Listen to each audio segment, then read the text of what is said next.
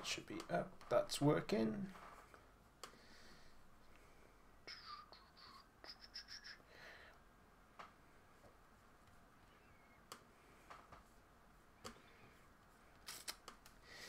Hello, hello, hello. Okay, I think we're up and running. Hello guys, and welcome to today's tutorial where we'll be looking at the bulkheads from the Necromunda set.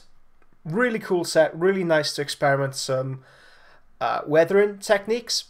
So for this one in particular, we will be concentrating on realistic chipping techniques as well as salt chipping, seeing what works best for us. I'll also be touching on the best usages of oil paints when it comes to these weathering, and if we got time or if we can pull it out, we'll be having a look at the metallics as well. So welcome everybody to this live seminar, especially if you're new. Welcome. We've had a few new members pop in. Always great to see just before Christmas, growing the Patreon, growing the family. If you do have any questions, please feel free to pop them up in the comments. Either in the Patreon page itself, after this is viewed and you want to ask any questions, pop it in the Patreon. I'm sure other people will want to know, other people will have a similar question. Or if you're watching live, pop it into the YouTube comments. So let's have a look. We have 5 people watching already. Brilliant. So say hello if you are watching live. Don't leave me suffer this in silence alone. Phoenix, I know you're watching, mate. I can just feel your eyes. Okay, so let's have a look at this to start with. You're going to about hear a lot of loud noises going on while I turn on the compressor and my filtration unit. Let's start off by undercoating these bad boys. So I'm going for a black undercoat, like I do in most things. I don't need the backing for this, so I've just whipped away for my workman-like surface. You can see it's not as nice as the professional backing that I have, the professional turquoise card that I have. I prefer working on turquoise. Okay, so I'm using scale 75 primer like I do with everything else. So I love this stuff. I'm using Forge World thinner, put a good dab of that in. I'm using my Bart Simpson brush to mix these together, and let's undercoat these. While I do this, say hello, ask a question. Ah, DJ, brilliant. Stalker much yet? Good to see you guys on. So as I do this, let me know what you've been working on. Let me know what Santa GW is bringing you this year. Any new projects on the horizon?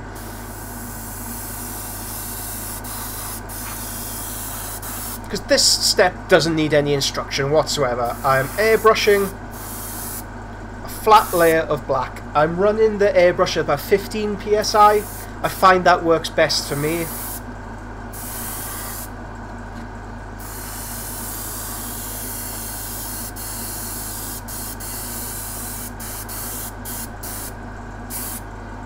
Okay, concentrate on one. Let's just do the 2. We don't want to do we don't want to be too crazy and try and paint the whole set in the hour. That'd be cool, if we could do that. Okay. Oh, you know what the hell? Let's do one more.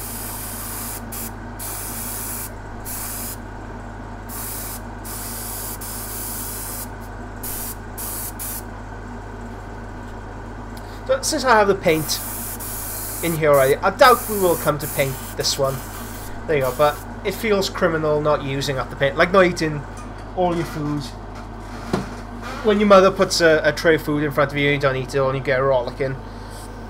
We don't want to misuse any paint, and we don't want to let any paint go to waste. So to clean this up, I've got some Medea Com Art Cleaner. I'm using a brush to wipe away any excess. I have a spare towelly, block this into. Remember guys, always bring a towel. I remember that from my childhood, and it's a lesson that's stuck with me. So let's have those dry off. Getting off camera, just trying to clean it up as quick as I can. Okay, just drain the excess out. And in the spirit of brevity, I'm going to hit these with a hairdryer. So again, another loud noise you're going to have to suffer through. While I do this, I'm going to have a little look at your comments.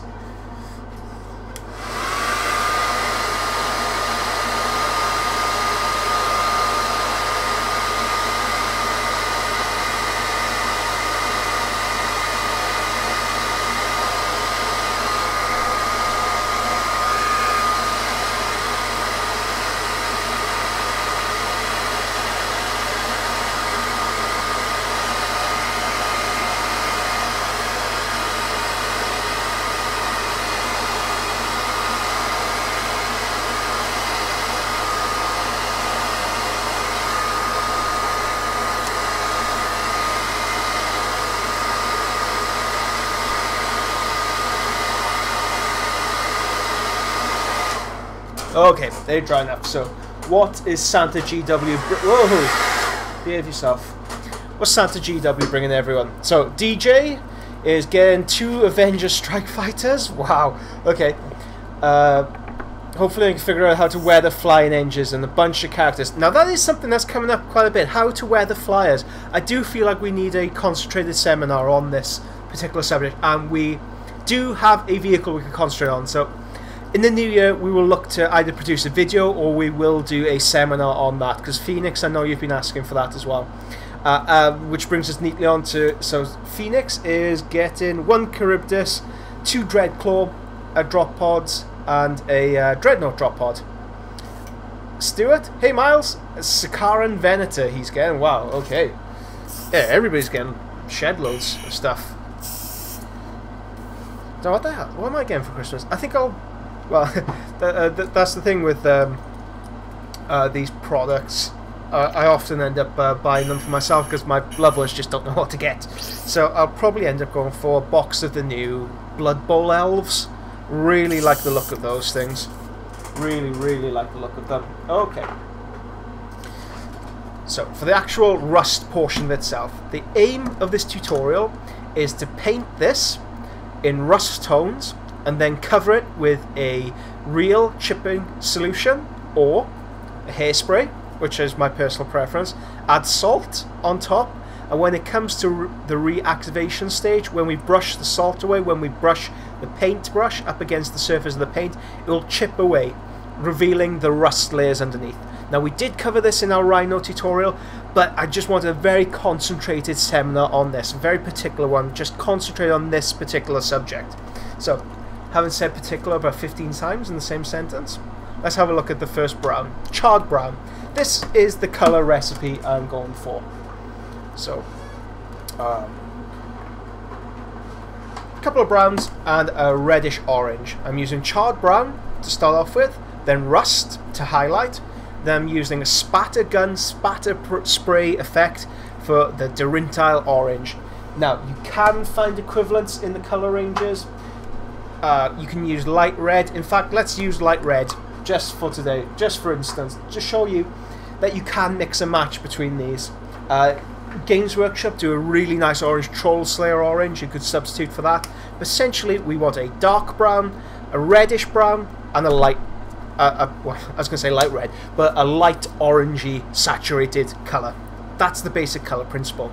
Now, I do know a lot of artists who spend quite a bit of time developing the colouring. So you have the rust with a gradient, and even the colour spots do have a gradient to them. Personally, most of these spots, most of this material will be covered up. So this is a very quick effect I'm trying to achieve with the rust, because the majority of it will be covered up.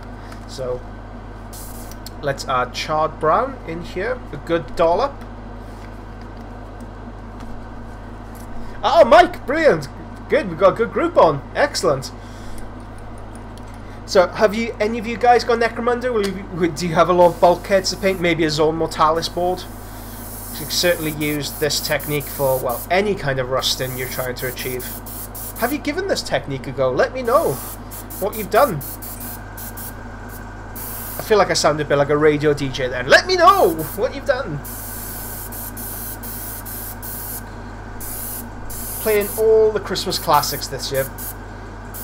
I should play a bit of Christmas music in the background. None of you guys would put me up on a copyright strike, yeah? I'll download some Christmas music for the next one. Bit of Mariah Carey on in the background. Yeah. Okay, so with this step, good all-over layer. I'm not too concerned about any zenithal highlighting principles. I just want a good consistent base layer across the majority of the miniature set itself. So on top of this, I'm going to add some rust. So bit charred brown and some rust. Oh yeah, so I am using my own rust set. For example, so you can buy other rust sets. As DJ just brought up, Mig Jimenez do an excellent range. Vallejo, most of the main paint ranges do an excellent range of rusting effects or rust paints. Wilder, another good one if you want to look at airbrushes.com. So at this stage, I just want to create a faux zenithal highlight. Faux zenithal, what do I mean by that? Well, I'm adding light from above, but I don't want to really concentrate it too much at the base. Hopefully it should become a bit more clearer with the actions rather than my garbled explanation of this. So I'm just going to hit this with a hairdryer.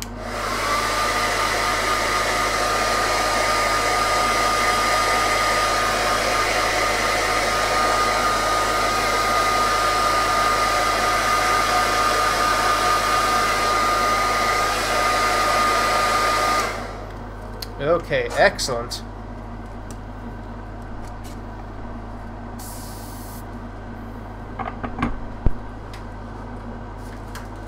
Okay, let's pop the highlighting from above.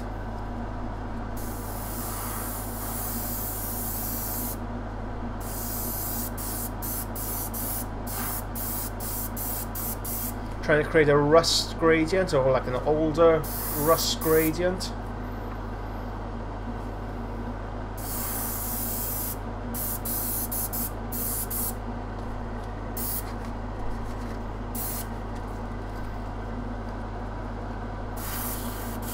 Yep. Let's add a bit more rust in here.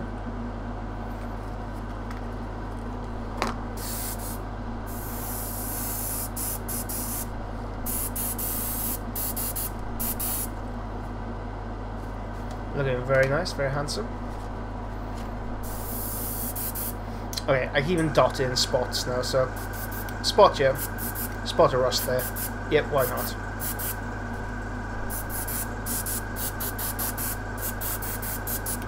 Having a bit of fun with it, playing around with it.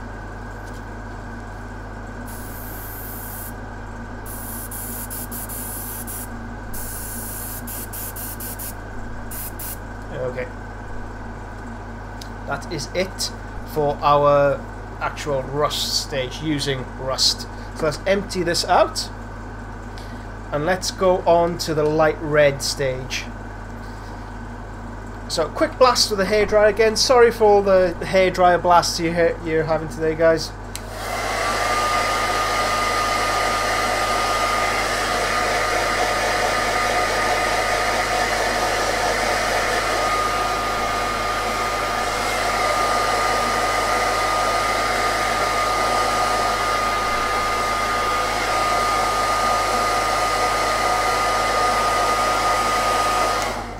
Okie dokie.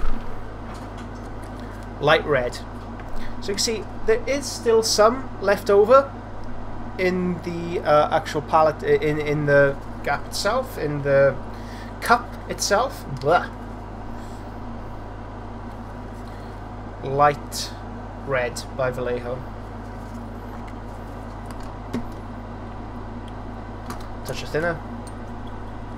Okay, and this is the stage that's the most fun, because everything you've learnt about airbrushing goes out the window. What I'd like you to do, instead of using your finger, use your thumb instead. So, to create a spatter gun appearance. So that's what we're trying to do here.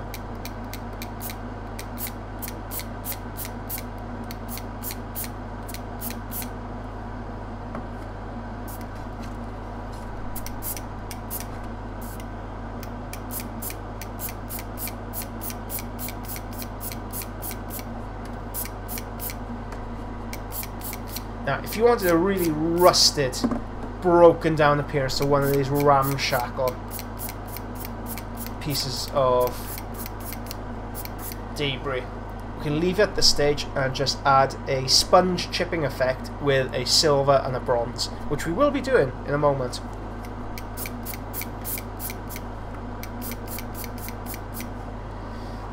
There you go.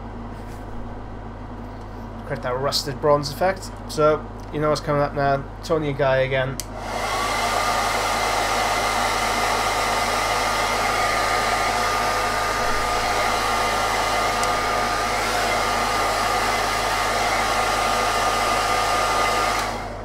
Our old friends, Tony and Guy. Yeah, let's have a little read of the comment. Oh, just dropped that. Let's have a read of the comments. Yep, ammo's a good rust range, going from dark shadow to light rust, and then fresh rust. Yep, so DJ's used this technique on his Iron Hands, Leviathan Dreadnought, and Contemptor Dread's currently doing that. Nice, very, very, very nice.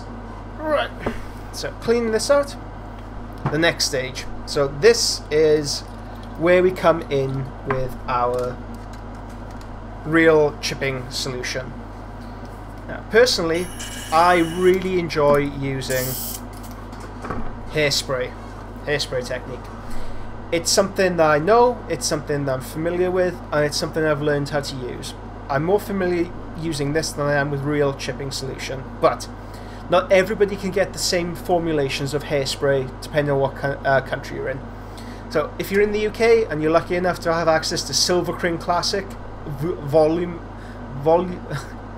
voluminous hold, blah. Number 5, this is what I'd recommend. What we can do with this, just add a layer. Get our condiments. I know it says rainbow peppercorns. I put the salt in the wrong container. So add a bit of salt. I'm going to allow that to set for a few moments. Let's try it on the other side.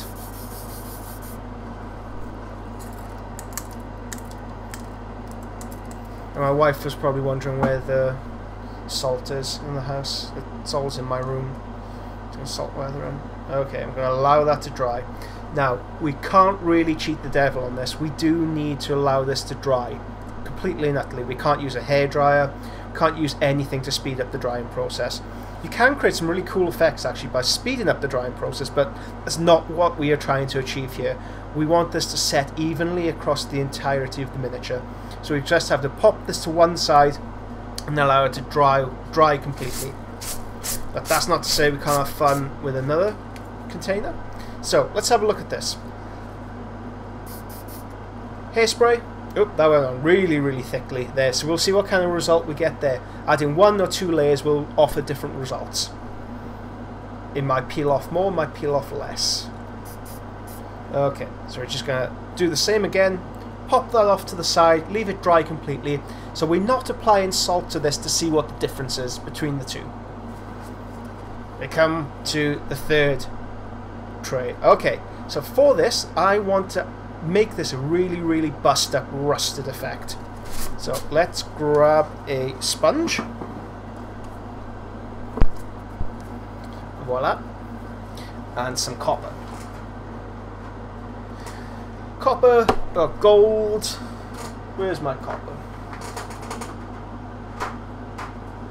And some dark silver. So burnt iron. Now these paints, if you aren't familiar with them, they are a bit pricey, but by damn are they great. These are the best metallic paints I think you could buy in the market, especially to run through the airbrush. So I'm going to whip these up together, and guys, if you have any questions, it doesn't have to be about this, it can be about anything about miniature painting. Please feel free to pop them up in the comments, and if I have an example around me, I can show you right here and now. So as I shake these up, let's have a look at the comments. Mike French, okay, what do you think of Andrea colour paint range compared to Vallejo and Scale 75? I've never used the Andrea paint sets, so I can't speak to how good or bad they are, but I know they are used by a lot of guys. They are used and loved by a lot of people. So I just let's have a little play around with the camera setting, see if it gives it a bit more of a natural tone. I wonder if that'll count for the camera.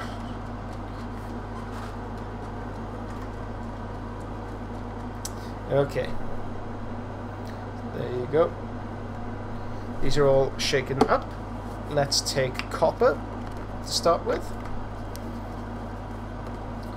Add this to a... I'm looking for a palette. Any palette will do. Anything will do next to me. Let's do it on top of Sanguine Base.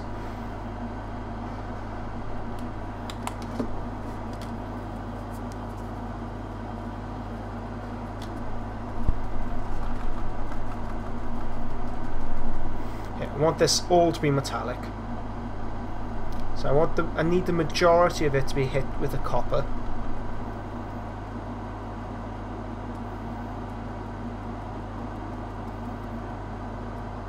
It's not going to give much of a tonal difference. It's more of adding a metallic pigment to the base rather than trying to change the underlying tone or add a vast colour shift.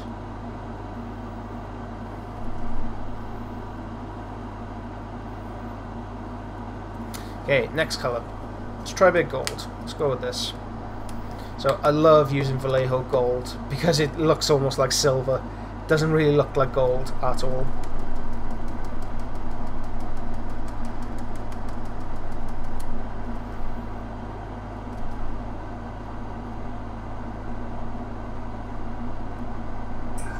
So I'm trying to concentrate this on the parts of the armour that will naturally pick up the most amount of wear and tear and damage. So let's zoom this in for you a bit more.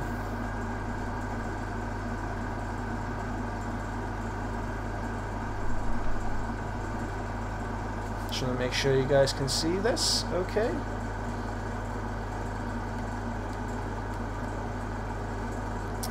Give me one moment.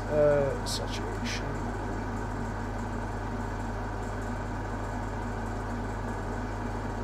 Okay, that should be good. Good.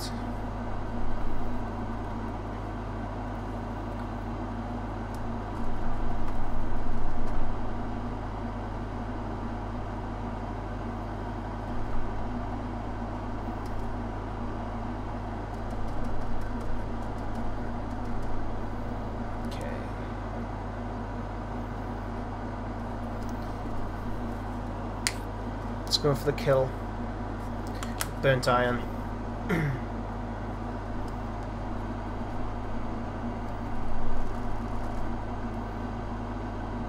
Again on the outer edges, once again.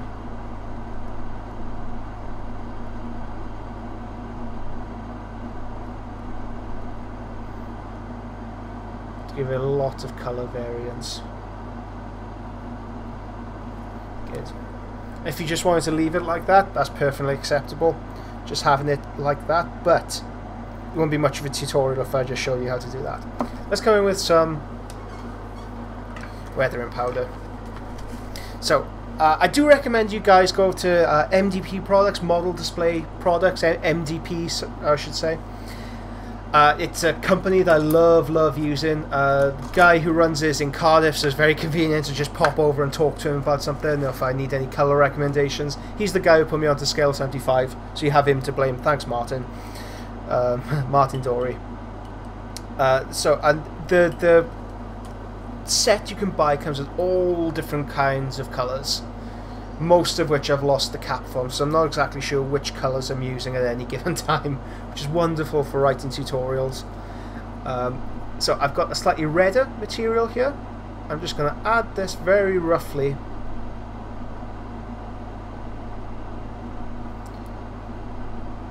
into the gaps here.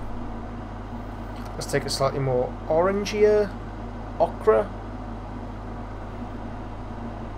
Lie that on top again, and the great thing with this stuff is that it builds up almost like a texture to show this is a really rusted all to hell effect. Almost looks like it's going to collapse at any moment. Can do that.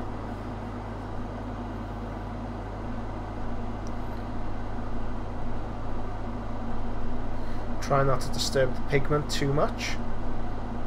Add another layer of metal on top. And we can seal it up with some Odorless Artist Colour Thinner, which is right here. So some of this stuff, the stuff you use to thin oil paints down with, that's what we're using here. So into the airbrush it goes. Very lightly spray this on top.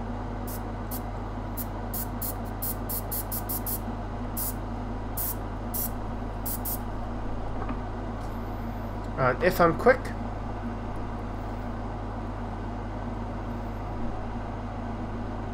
I can add some more while it dries.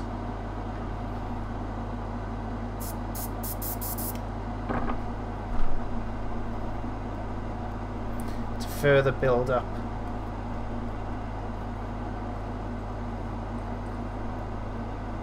Oh, that's a bit too much there.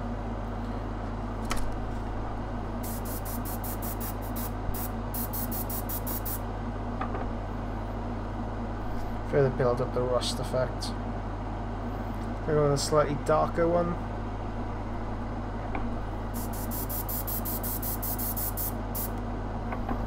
Show just how pitted and destroyed of the material it is. And let's go in with the gold. We could go in with the metal again. We can mix them up between the two.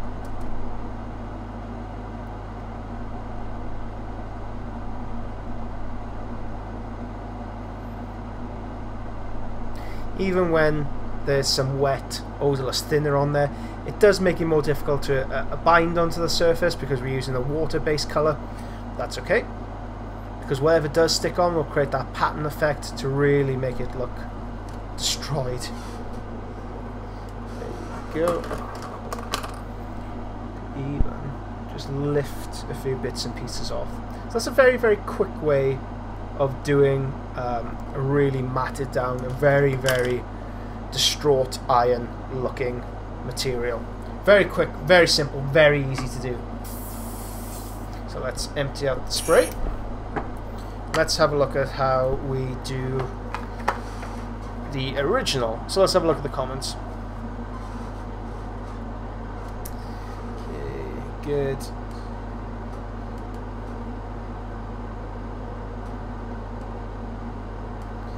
Sorry, just having a little look, see what people are saying.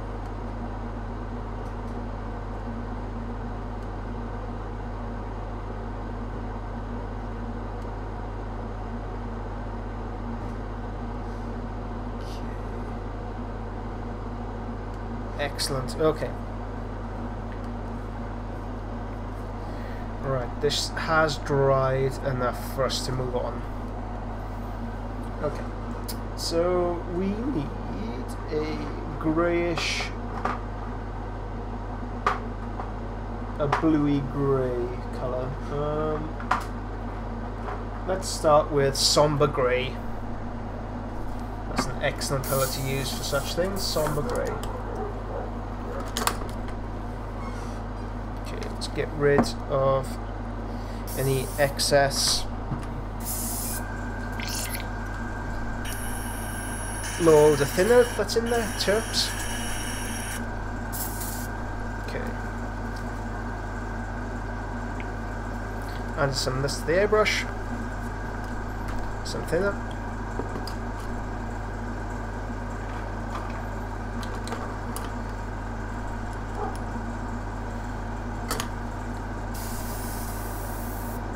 Okay. All over. Concentrating it from above the airbrush. There's any excess left in the shadows. I mean, it looks quite nice having that, like this brown undertone to it. So for this stage I'm going for maximum contrast between the warm yellows, between the warm browns we've had and the cool greys of this.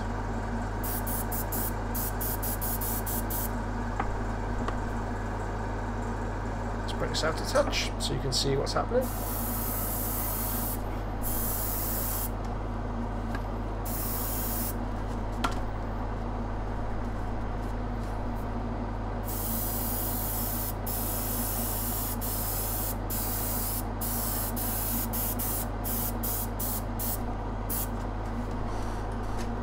First layer down. Just got rid of that.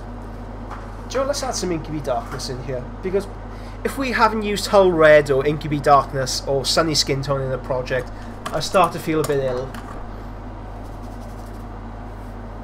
Should have shares in this stuff.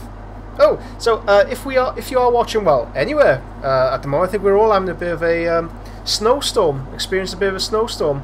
So, gents, if you are in the UK, let me know if you cracked anybody's skull open this morning for bread and milk. If you're from other countries, let us know if hysteria is gripping your country like it is ours whenever we get a fleck of snow. Let's see if I was smart, I would have done snow today. That'll definitely be done for another time. So, Incubi Darkness. I want to add a touch of black into this as well. Let's get some black ink, because why not? It's right there in front of me. Okay, so Stuart, Miles, do you use the same techniques of Weather Empowered Artist Spirit for your Cataphracti librarian you posted on Patreon the other day? Cataphracti librarian. Is that the... was that the Thousand Suns you're talking about? Because the full video tutorial is available for you to watch now, if that's the case. I haven't used this chipping technique on him. Okay, so let's concentrate on the shadows. If you're unsure on where to place shadows on a very complicated project like this, always try and stick to a zenithal highlighting principle. So shadows would naturally appear down here, in the shadows. Shadows would appear in the shadows. That's some fantastic logic. Right. But light from above, shadows at the bottom. Makes sense, no? Another thing we could do is panel highlighting or panel shading. So I'm very carefully, as careful as I can, trying to shade the panels. You see, there's quite a bad job I've done there. Doesn't matter. Come later on, I'll be able to cover that up, no problem.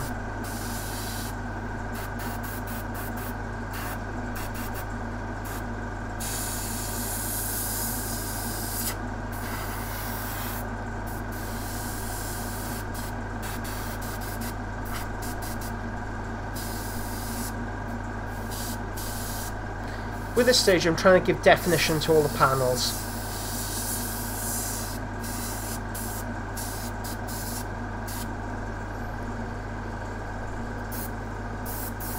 Some shadow at the bottom, at the base.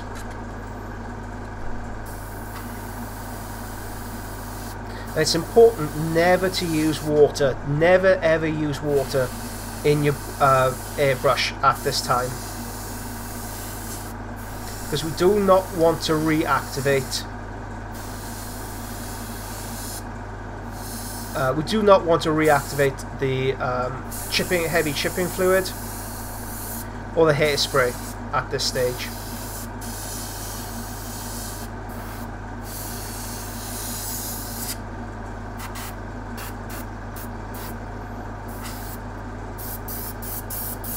Do generalized spray at the bottom. Boom. Done.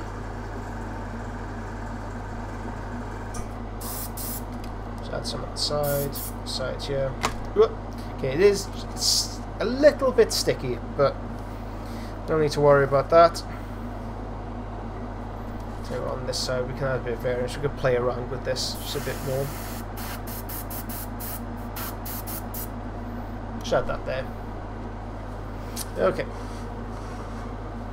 So, Sons of Horus chap. Oh, on the... Oh, right. Sorry, I know what I mean now. No, I did not. So, this chipping technique, I feel, only works with large panels. It doesn't work for infantry miniatures because you don't quite get the control needed. For infantry models, you can achieve a very similar result by just using sponge chipping. So I don't go through this stage on infantry size models because I don't feel like I got the control. So I'm just cleaning up the airbrush. I need my original colour, somber grey, with a pinch of white. Somber grey. In fact, since we got somber grey, now we can add another layer just on top.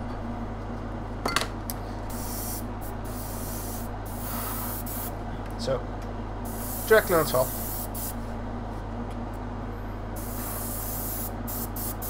Directly on top. Why not? Just that, why not? Why not add a bit of colour variance? Okay. Touch of white. Medea Combat opaque white.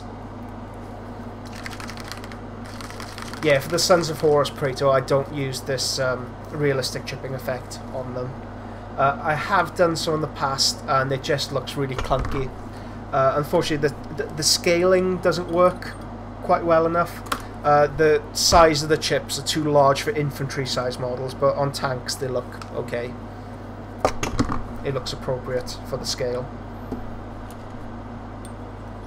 You might get away with it doing on something like Mortarion. But again, I would highly, highly encourage you to just use sponge. Okay, highlighting. So I'm going to concentrate on the edge. Start off with. And let's concentrate on the topmost parts here.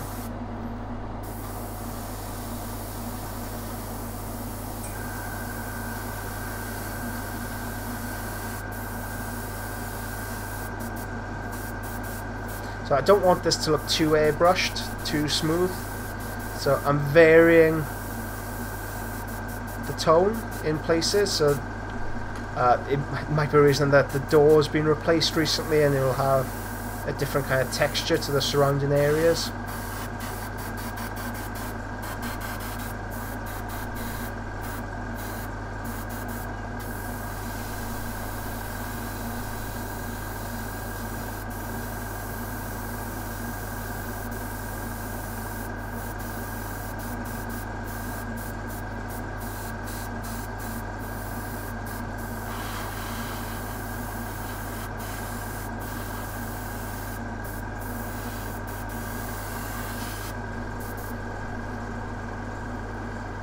So we have a nice variation in tone of the greys.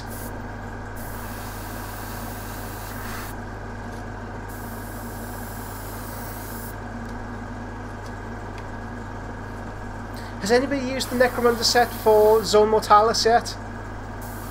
I'd love to hear your experiences on that.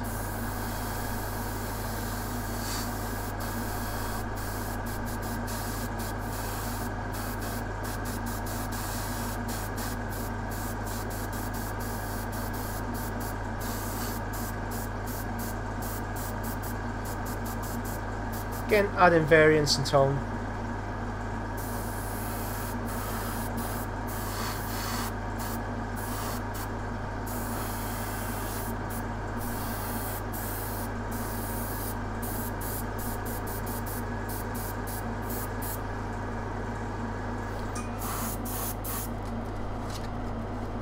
And that is a pretty nice door section. So I'm going to pop that off to the side, leave it.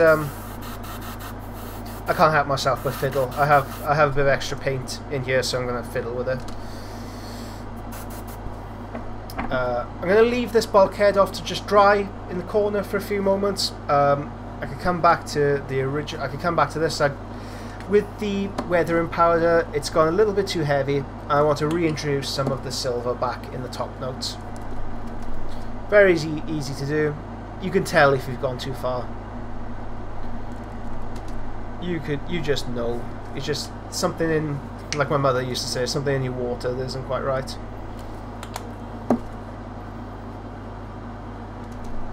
Okay.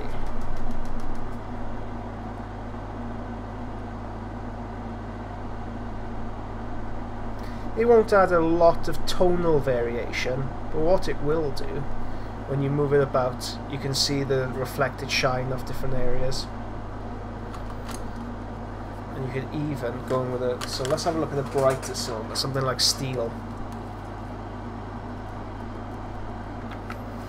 this is how I normally work on commissions, on bits and pieces. I don't settle and I just paint something from start to finish. I'll do the metallics all on one bit.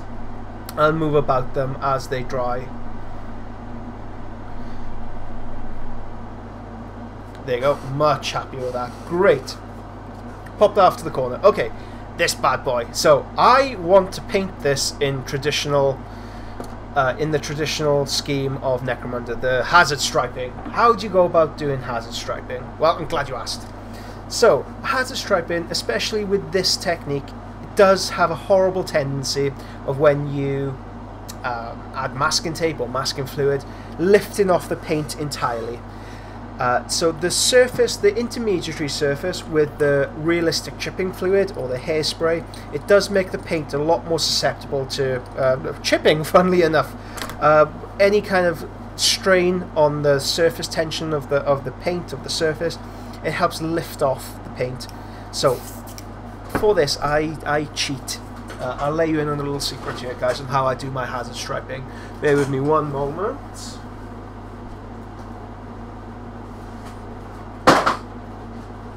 Let me grab up my cheat sheet.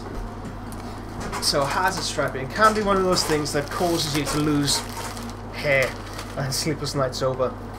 Buy yourself some of this instant hazard striping. This is from Anarchy Models. This is 35 hazard stripes, and it comes with all different kinds of patterns, all different sizes and shapes, materials, and it is perfect just for producing very, very quick hazard striping. Who would have thought that would be a sentence? Quick hazard striping. So let's see how successful this is. Again, because this is a unique situation, I am in fact trying to teach you as much as possible in a short period of time. I would allow this a bit more time to dry. I can see that parts of it are tacky. So again, guys, give yourself that break. Give yourself a bit more time to work on this. Give it, if you're working on the full set, that's a really nice time break, because by the time you've airbrushed a set up to this standard, you can come back, and when you come to this, it should be fully dry. But pressurized situation and everything. So I need a yellow. So I bought a new yellow the other day that I've been itching to give it a try. It reminds me of the old leprous yellow, I think it was, a leprous brown from GW. And this is Scrofulous Brown by Game Colour. So it's a really nice mustardy yellow kind of colour. And I think this will give good saturation and good grip onto the miniature. This is a normal acrylic paint, so it will need thinning down. To thin it, I'm using Forge All Thinner.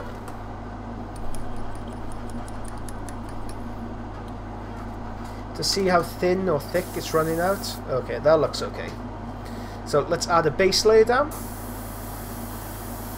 Good. Very thin. And hopefully by the time we finished airbrushing, it would have dried because it is so thin. I'm not doing hazard striping on the back, to hell with that noise. Another layer, just to bring it up.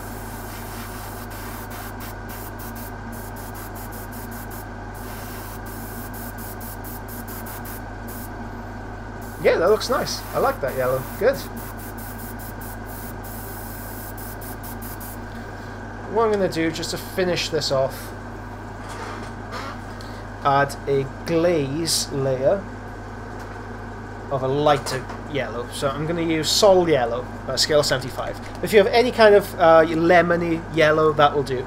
So as I do this, let's have a look at the comments. Is the colour close to Mechanica standard grey, or does it have more blue in it? It's more blue in there. It's very much more blue. I want to give that tonal difference between the rust and the grey painted metallic surface. I'm not going for a metallic steel look. I'm going for a grey, a weathered grey. Because what's more imperial than painting all your buildings grey?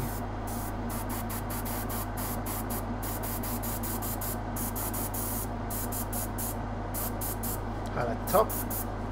Good. I'm happy with that yellow. I like that yellow.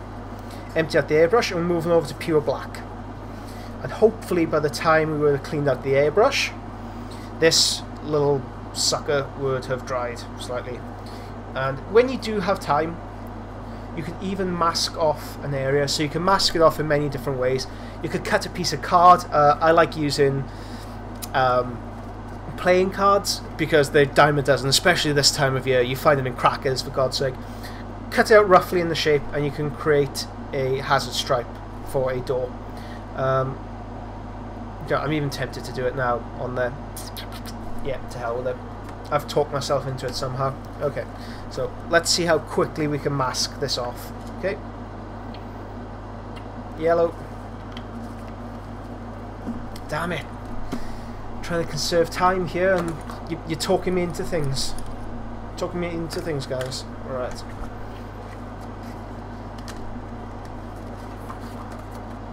Got a spare piece of card. Got my very nice professional... Hold on, let's see if I got anything smaller. No, okay, yeah. Got my professional turquoise to mask it off.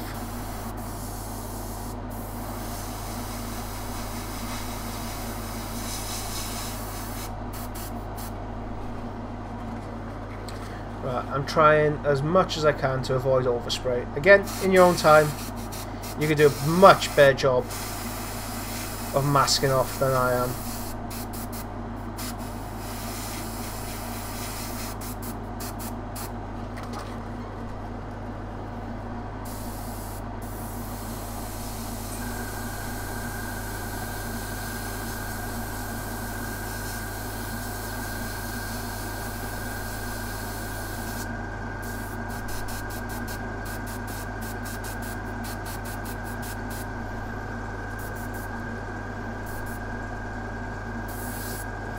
Okay, let's see if I can help dry this. I'm using just air from the airbrush.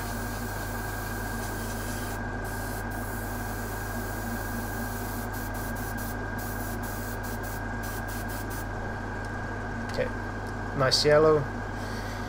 Dump that out. Bit of sol. So, do I typically clean my airbrush in between colour exchanges? It depends on what colour it is. So with this, for example, because I'm using a lighter yellow, I don't need to clean it out that thoroughly. I just add this on top, and I get a very similar result than if I didn't clean it out at all. If I'm moving between drastic hue changes, say between black and white, yes, I do thoroughly clean out the airbrush. I don't unscrew it or anything, but I just make sure that it's running out clean and there are no particulates left over. And you could do that on a spare piece of paper, like so, to make sure that there's no overspray.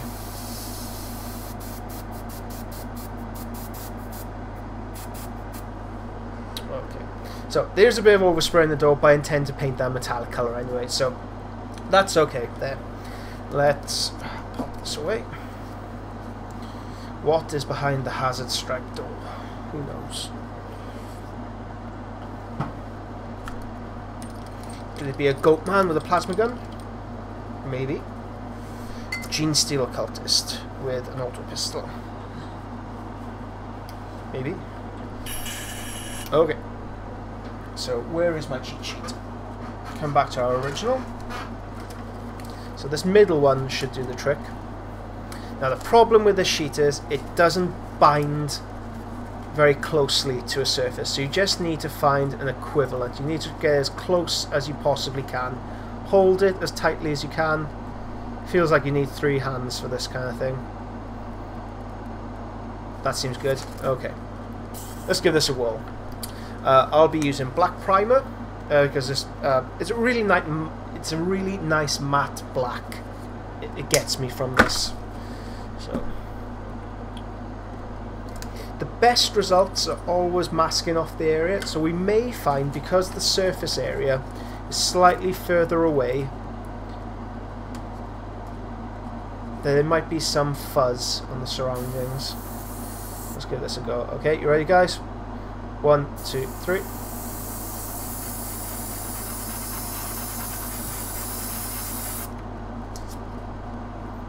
Okay, That's how you create very, very quick hazard striping. Now, let's focus in on this. Ooh, too much focus. So you can see there's quite a bit of fuzziness around. But how are these hazard stripes painted in the first place? Well, somebody takes a stencil and airbrushes it on, or uses a rattle can. So it will inevitably, it won't be the neatest of paint jobs, unless you're an Iron Hands player, in which case it would be very, very exactingly neat. But with a slight overspray, I'm not too concerned. And when it does come to chipping the chipping the solution, chipping the paint off there, it will further flake away, and it will further divide the lines between them. So it's not perfect, but for a Necromunda set, where this has been sprayed by hand by people in the universe, it doesn't need to be perfect. Let's pop that off to the corner. Let's do the same here. Oh, do you know what? We could do something unusual here. We can use... Oh, should we do that? Yes. Let's use this one. Could we use the bigger one? No, let's use the smaller one. So should we have the stripes going down or up? Guys, what do you think? Let me know what you think while I just cut this out. Down or up?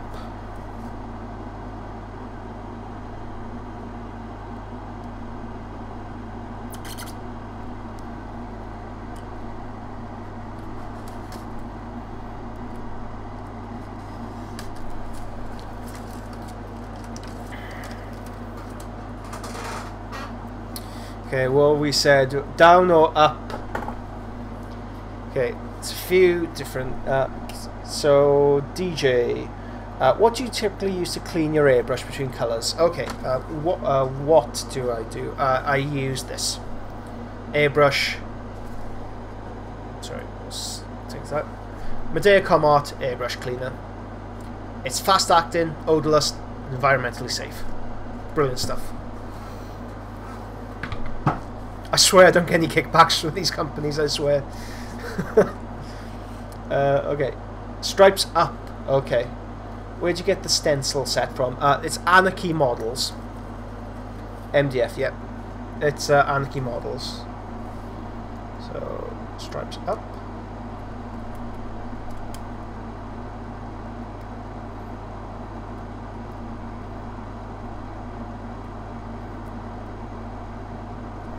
Okay, that's near enough.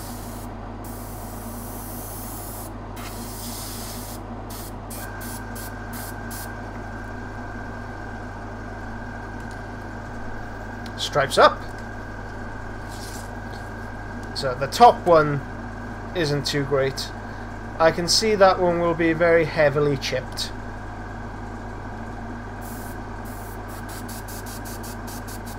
Maybe I'll finish it off. Good. Okay. And there's a touch of overspray on the corner. Oop. Again, if it's... so that is quite a bad overspray. So what we need to do, we can just take out yellow again and just lightly spray it on. Which is a bit of a bugger. It's changing over from yellow to black. It should be done quite quickly. There we go.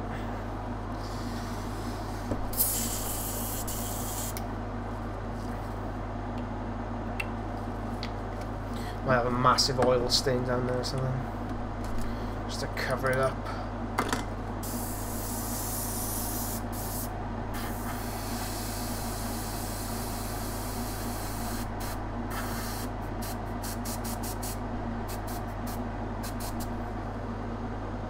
Voila.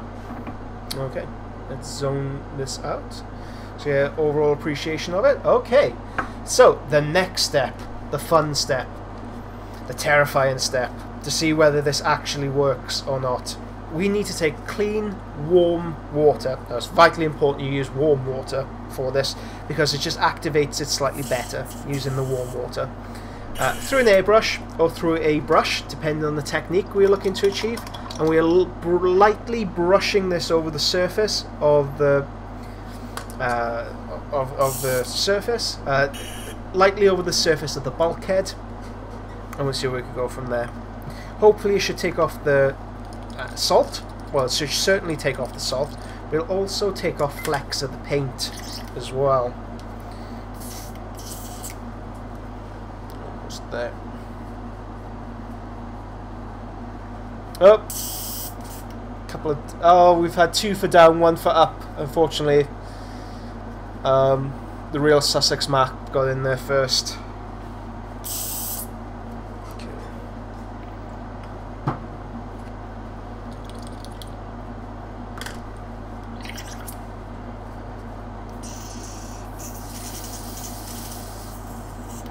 Okay, clean warm water, which I very handily prepared beforehand. It's gone slightly cool now, but there you are. But for your own experiment, for your own surfaces, guys, use warm water. Spraying this all over the bulkhead. Quite a generous gloop of it. Giving it a couple of seconds to sink in, to activate. Taking a dry, clean brush.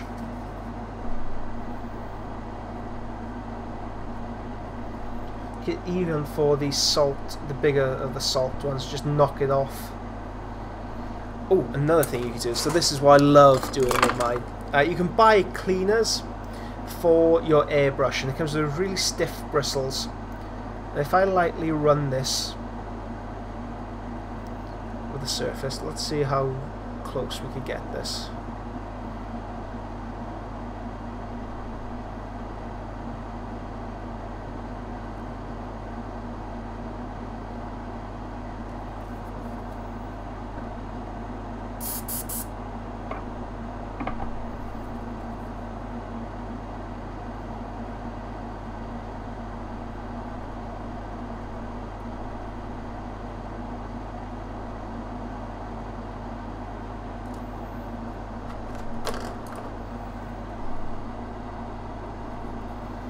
So the brush I could just knock off. And a weird thing, I quite like keeping a couple of the salt chips on there to give texture to the surface.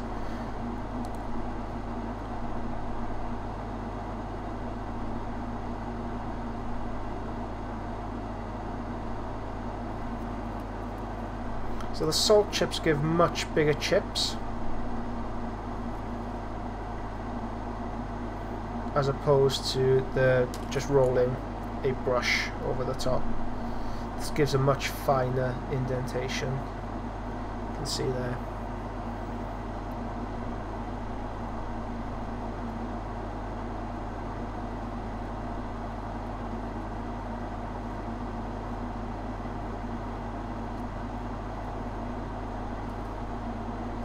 It's a really good idea, just concentrate on the edges. You can actually, so this also comes with a very hard nib. You can create scratches, bullet wounds, bullet marks, what have you.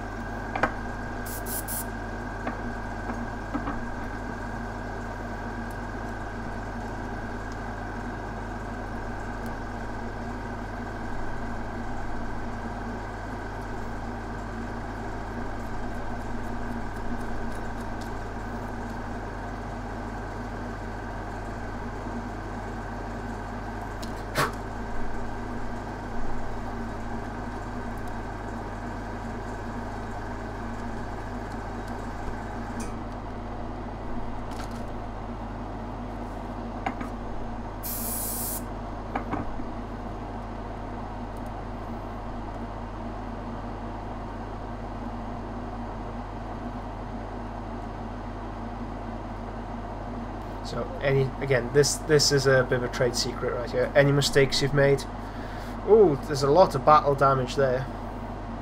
And any mistakes that you make, just really make sure it's really worn and cut up.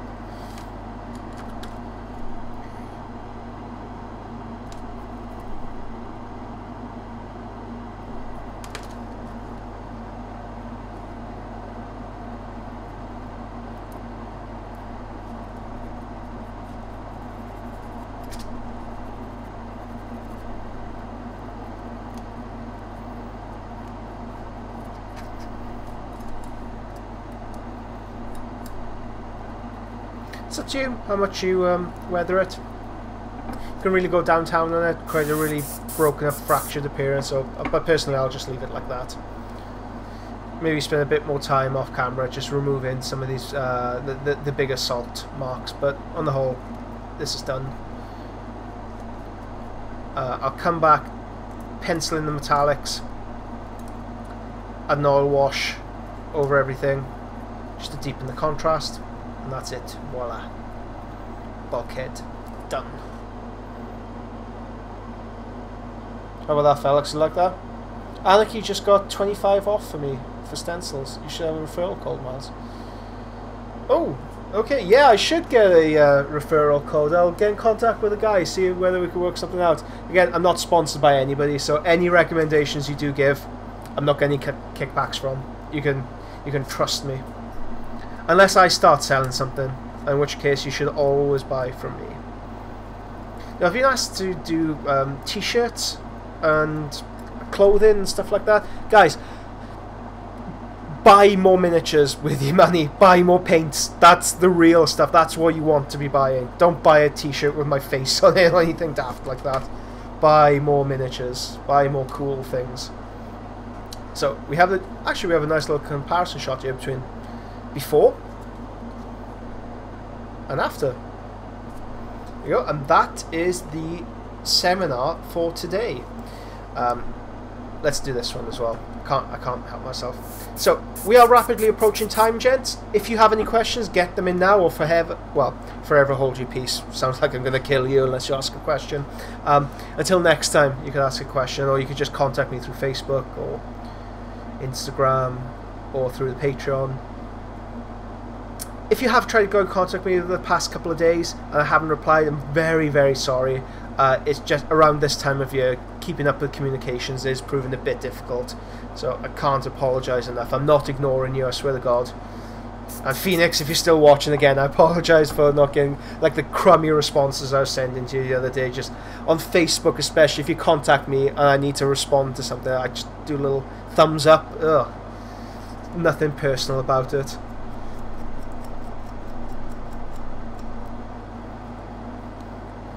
Okay, a few little scratches here and there.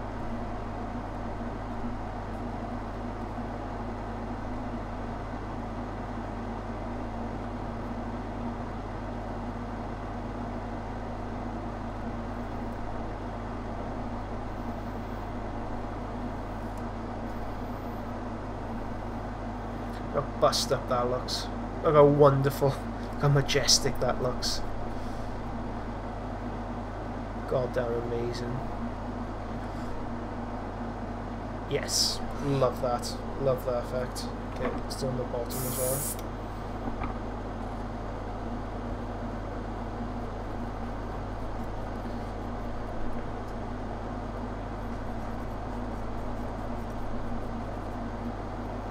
Scratches here.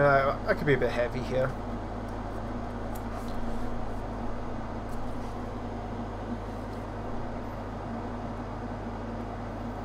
Let's actually show you how to do the metal on this very quickly without using oil paints. So I feel like I'm leaving you with half a job done unless I show you this. So if you don't mind hanging on a little bit extra, I do try and keep these to about an hour long, so the information's in there short, sharp, and sweet. But let's go into the metallic. So using the hairdryer, don't do this. Don't do this, guys. But using the hairdryer just to speed things up.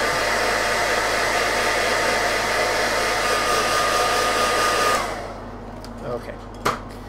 So for the metal itself, let's take burnt iron and let's mix this up with some. Yeah, let's mix it up with some rust. Let's give that a try. Let's see what concoction we can create out of that. So I'm using a matte colour to give it a somewhat matte appearance.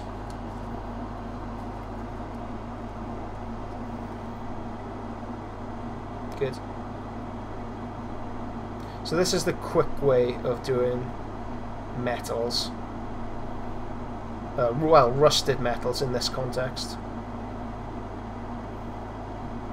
Put on a base layer, mix up a normal acrylic paint with your metal to give it almost like a matte sheen or matte shine. Matte shine? No, that doesn't make any sense. Give it a matte appearance. Don't be afraid to mix up bits of brown in certain areas. Oop, just made a mistake. Very easy to fix.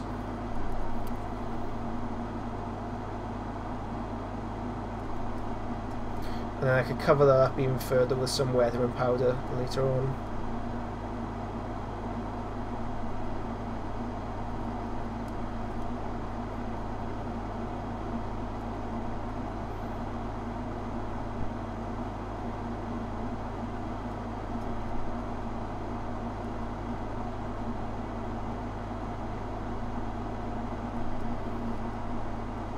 Again, if you do have any questions, it doesn't have to be about this seminar, it could be about anything about miniature painting.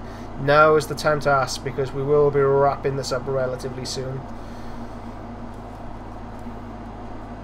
I'll just concentrate on the front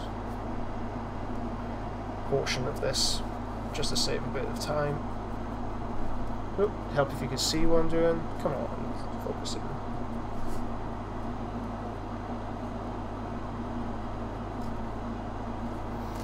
Okay, hit this with hairdryer.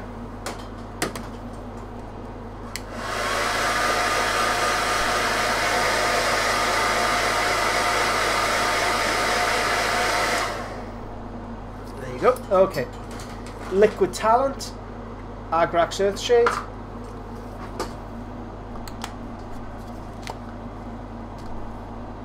Not the gloss version, so I was asked which one do I prefer to use, gloss or normal. I always use the normal, because I want the matted down effect from this.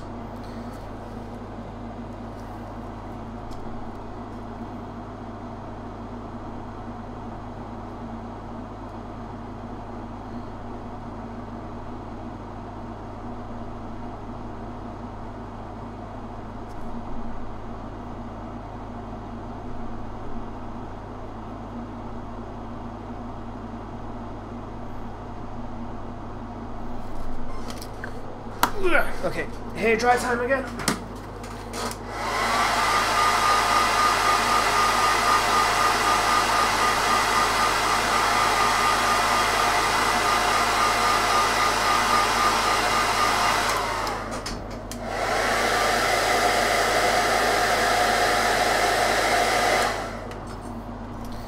Okay.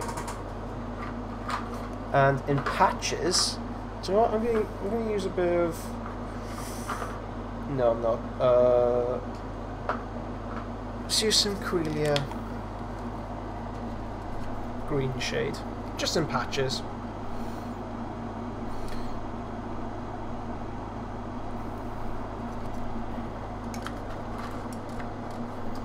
Some metallic pigment in the paintbrush that I don't want getting into the bottle.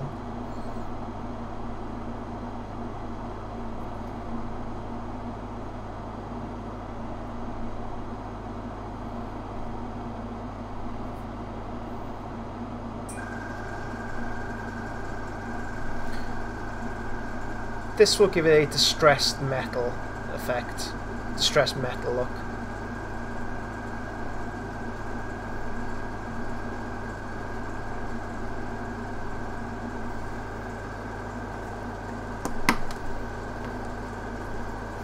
Hair dryer time again.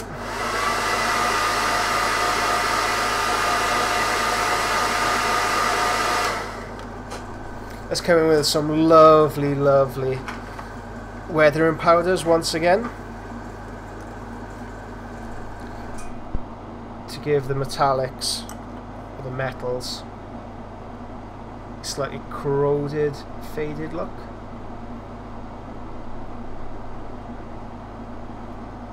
You can mix it up between some darker browns, some lighter oranges.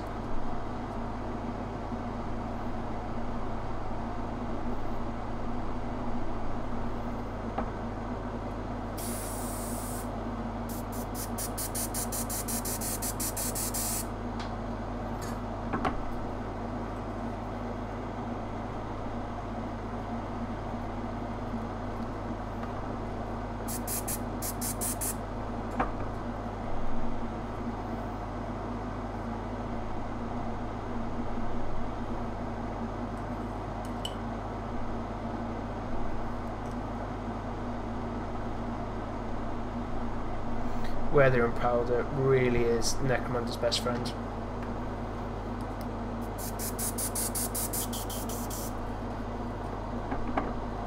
Okay, for the final step, we need to reintroduce some of that metallic pigment. So we have matte shadows and we have matte, matte shadows and matte base tone. Now let's add some gold and some silver. Good.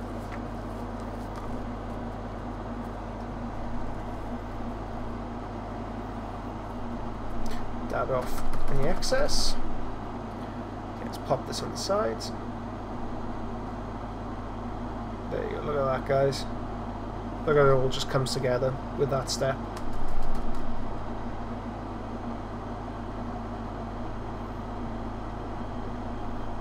You can do some really cool style graffiti, maybe an Imperial Eagle crossed out. Or I remember in the old Rogue Trader book, there's a couple of Space Marines drinking in a bar. Do you guys remember that? And over the top of them is a little bit of graffiti scribbled on there, "Smash the Empire." That might be quite cool. Can we add this onto the top?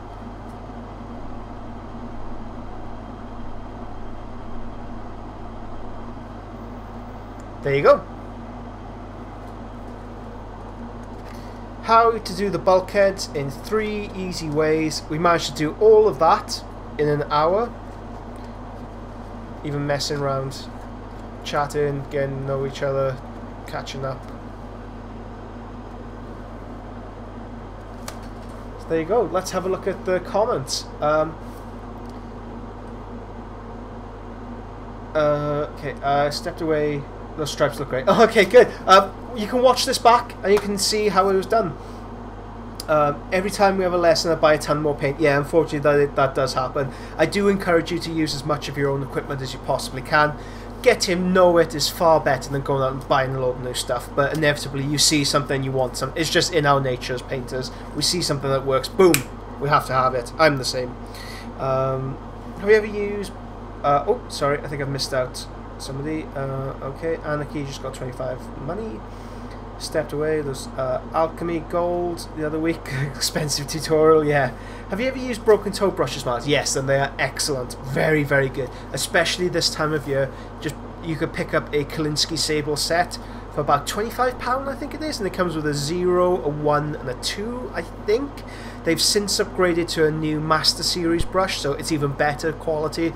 Yeah, fantastic brushes. Absolutely love them. Yeah, and the busts are amazing as well. I haven't had the opportunity to paint any of their busts yet, purely down to time constraints rather than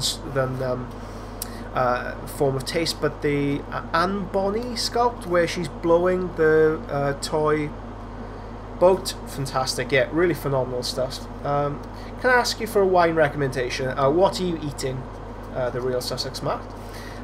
Do you have any quick tips and tricks for weathering flyers, i.e. how oil should flow over the edge? Yep. So when you have a flyer, sorry, I don't have anything more set up than this. When you have the flyer, any oil effects that you have, dab on, wait 12 hours, come back with some clean spirits and draw it across the surface. So you'll have like weathering lines on them. That's probably the best tip I can give just on the fly, but this is a topic that keeps reoccurring and I will address in its own seminar. Flyer seminar, yeah, it's one of those things I'll have to address in a seminar or in a video for itself, purely because it keeps cropping up again and again and it needs to be addressed. Do you seal the powders? Yes, I do. I use oil medium. So low to thinner to seal them. Weathering powder sealer works excellently as well, or using matte varnish on top, that will seal it ultimately. When you do use a varnish, it does change the underlying tone of the colour. So let's rub my finger across here now, it's not picking up any afterwards. It does slightly darken it, so always try and use a slightly brighter weathering powder than you initially may want or want to end up with. Okay, Okay, Real Sussex Max, 2 Xiphon, Avenger, 2 Hellblades, Lightning Proxies to feel your pain. Yep, this will be done in this own tutorial. Yep, 2 Lightnings and Speeder. Ammo streaking effects. Ammo streaking effects are very, very awesome. And this time of year, if you do feel like treating yourself, have a look at the ammo website, have a look at Broken Toad, have a look at Anarchy models, and see where you guys can rustle up. Okie dokie, thank you so much for joining me, guys. It's been an absolute pleasure. It's been amazing catching up with all of you again. I am hosting another tutorial tomorrow night on the Crusade and Heresy Facebook group. I'll have a link in the Patreon group. I'll have a link in the Facebook group for you guys to pop along. I'll be painting a knight or offering tips on how to paint a knight. I hope to see you there. If you can't, I'll make it available for you guys to watch afterward. Again, thank you so much for joining in. I'll catch you next time.